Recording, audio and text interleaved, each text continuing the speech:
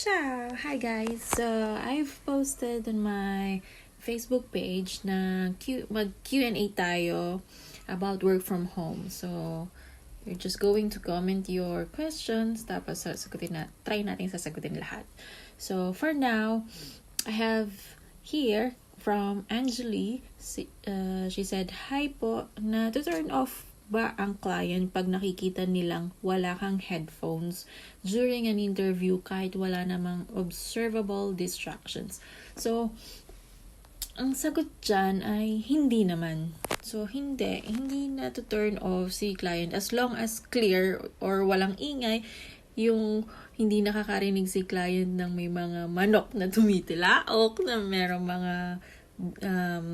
mga dogs na kumakahol, yung mga ganun. So, hindi naman. Wala namang basihan para ma-turn off si client doon. So, yun. Pero pag minsan nga, yung ibang client natutuwa, nakakarinig ng mga yung tilaok ng manok. Pero, of course, kailangan maging professional tayo na as much as possible, yung parang walang makikita sa ating negative para hindi tayo ma-accept sa work. So, ayun yun. So hindi naman. Wala namang turn off na nangyayaring ganon. So, kasi mas focus naman sila sa skills mo at saka yung experience if meron para dun sa job na i-offer niya sa'yo. So, ayun. I hope na sagot ko yung tanong mo. And guys, if you have any question, just let me know. Comment lang kayo and then I'll try to answer everything.